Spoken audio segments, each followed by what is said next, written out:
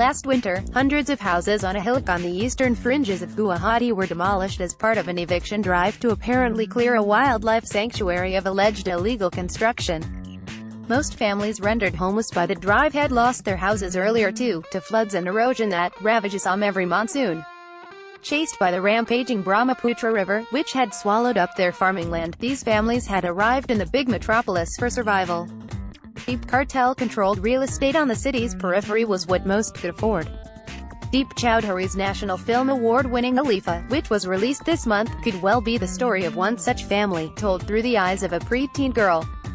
The movie's cast includes Baharul Islam, Jayasil Ghosh, Victor Banerjee and Prasun Gain. Alifa lives with her daily wage laborer parents, Ali and Fatima, and younger brother Faisal in a one-room house on a hill overlooking Guwahati. Like many displaced people, Ali has come to the city from Lower Assam's low-lying Barbada, fleeing the wrath of the river. The hill where he now stays with his family is part of a protected forest area. The family pays a monthly protection fee to the local forest guard to turn a blind eye to their existence. Alifa, 2018, Chowdhury confirms that his film was almost journalistic. While trekking up a hill on the outskirts of Guwahati many years ago, he had met a person named Ali. The city looked beautiful from up there, but when I spoke to the people who lived there, they told me that their life was full of hardships, he recalled. Chowdhury then wrote a story based on his conversations with the people living in the area. Later I developed it into a screenplay, and I thought it turned out rather well, so I decided to make a film, he said. Alifa is the self-taught Chowdhury's debut venture. Alifa and her family have to contend with much more than poverty-induced suffering.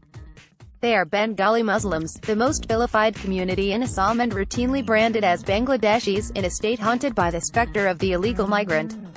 Each time Ali is late for work or fails to pay the forest guard on time, he has to undergo the ignominy of being called Mia, a popular pejorative alluding to his supposed dubious nationality.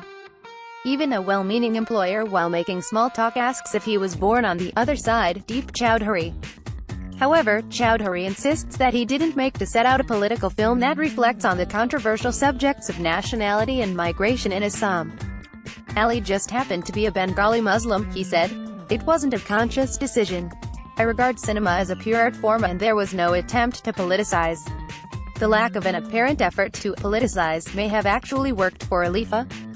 The film does not fall into the trap of masquerading as a preachy social justice treatise. Yet, there are no attempts to sugarcoat the problem. The film subtly but incisively points out the double standards of urban environmentalism in Assam. Even as Ali's employer talks about urban migrants taking over protected forests areas on Guwahati's edges, we are shown that the man himself lives in a palatial house in one of the plushest neighborhoods in the city developed by cutting the mountainside. The juxtaposition was deliberate. When the poor do it, they are encroachers, but when the rich do it, they are given land titles, Chowdhury said. Baharul Islam in Alifa. Credit, Arman Productions. Although set entirely in Assam and in ways more than one a reflection of Assam's several complex socio-economic questions, Alifa is officially listed as a Bengali film.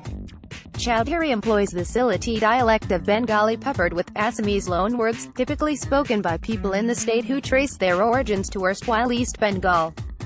When asked how he felt about his movie being classified as Bengali, Chowdhury said he had no choice. The Central Board of Film Certification apparently refused to recognize the production as Assamese because of the language used. They said it was closest to Bengali, so we decided to go with Bengali, he said. But I'd say it is neither an Assamese film nor a Bengali film. Was he worried that the language often associated with illegal migrants in Assam would alienate sections of viewers in the state? We used the language to keep the authenticity of the story. Chowdhury explained. It is a dialect spoken in Lower Assam. And I was sure there were enough people who would watch it. Beyond the politics of language and identity, Alifa is at its heart a story about a young girl wanting to go to school and spread her wings when everything from nature to her parents' troubled marriage are conspiring against her. Although this makes the movie sound like a hackneyed tale of class struggle, Chowdhury's deft touches ensure that Alifa is anything but cliched. In fact, Alifa could well be one of the bravest films to have come out of Assam in recent times.